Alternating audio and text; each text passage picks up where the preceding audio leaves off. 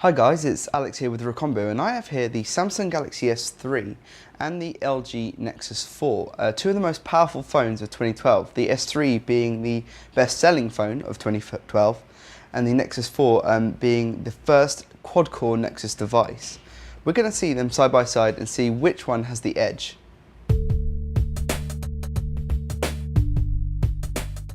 For starters, we have the Samsung Galaxy S3 with this 4.8-inch display and a predominantly plastic construction. On the front we have a home button down here, a physical home button with two capacitive keys either side which light up when they're needed. There's a earpiece up the top and a 1.9 megapixel front-facing camera. Around the edge you'll see this chrome band, which is really quite nice. It adds a lot of class to the design despite it also being plastic, as the entire construction of the phone is. There's a lock key here and a volume rocker here. And on the back we have a removable back panel with an LED flash, an 8 megapixel camera and a loudspeaker, and underneath the back panel we have a removable battery and room for a micro SD card, which is expandable up to 64 gigabytes on top of the internal memory, which is quite impressive. It gives a lot of versatility to this phone. In comparison, the LG Nexus 4 opts for a more premium design with more premium materials. It's glass front and back. On the front we have a 4.7-inch IPS display with no buttons at all. It's a completely buttonless fascia, and that's down to the fact that stock ICS and stock Jelly Bean support these on-screen buttons for the entire UI. There's also a 1.3 megapixel front-facing camera here, and again we have a chrome strip around the edge, which is a shiny chrome this time. It's very, very nice, as well as a chromed lock key and a chromed volume key. There's also a micro SIM tray on the side here, and that's because this is a unibody design. Unlike the removable nature of the S3, everything is integrated, so there's no room for removable memory, there's no removable battery, it's all integrated into the phone. On the back here, as well as this glittery pen that you might be able to see, in the bottom corner here we have the loudspeaker, and on the back we also have an LED flash and an 8 megapixel camera. And charging, as I said before, will have to take place through the micro USB port. You can't change the battery out as you can, so there's a little bit of flexibility lost on the LG that is available on the S3 thanks to that removable back.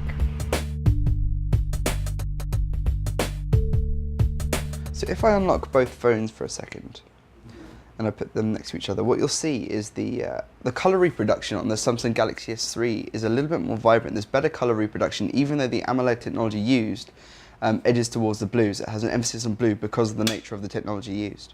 Whilst the LCD on the Nexus 4 produces better whites and better overall clarity with a much brighter backlight, even though viewing angles aren't necessarily as good. The Galaxy S3's display is actually a 4.8-inch 720p Super AMOLED, HD Super AMOLED display, whilst the Nexus 4 utilises, just go back there, a 4.7-inch WXGA resolution display using IPS Plus technology. So we have AMOLED and LCD, which is why we can speak for that different balance in whites and blacks, as well as brightness on the LCD screen.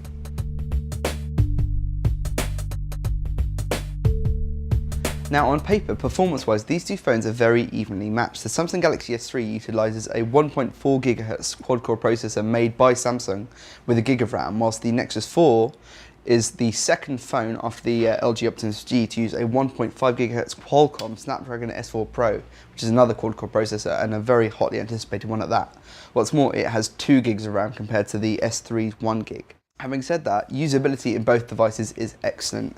Navigating the UI using Jelly Bean 4.2 with of course Project Butter on the LG means that the UI in terms of application opening, navigation, in the application drawer here you can see it's extremely fast and fluid.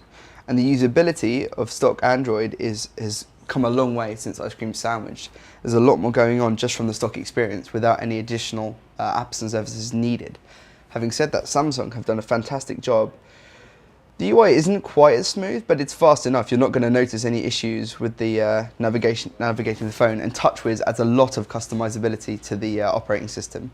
It's insane how many things you can tweak and change to your heart's content, so there's a lot more going on out of the box with the S3 compared to the stock experience, which you'd have to customize with third-party applications and widgets over time. The hardware available in both devices also means that they're both extremely capable when it comes to gaming. Both can support really in-depth 3D games such as Nova 3, which we have here. And you can see navigating, both have lighting effects, dynamic lighting, fast movement, and particle effects, smoke, lens flare. It's all happening in both devices, so you won't get a weaker experience in either of these smartphones.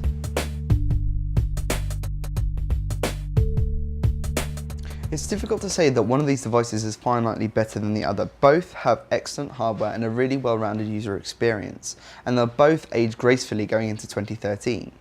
The Samsung Galaxy S3 has a really great out-the-box experience with widgets and apps already implemented by Samsung to provide you with all sorts of things that you might need. If that's too much, then the Nexus 4's more minimalist take on Android will offer those who like to tinker and tweak a lot more freedom because they can choose whatever they want. In terms of price, both are available in 16 gigs and the prices isn't too dissimilar. The older Samsung Galaxy S3 is now dropped down to around £380 to £400 SIM-free, whilst the LTE version with the extra gig of RAM is probably about £100 more. If you're able to get it from Google, the Nexus 4 can be had for about £279, but if you can't get it directly, and it's very hard to, then it's available elsewhere for closer to £489. So it depends where you buy these devices from and which model you go for, but they're both excellent and they both have their own strengths. If you have any questions, drop us a comment below, and if you want to find out more, head to recombi.com/mobile or click the link in the description.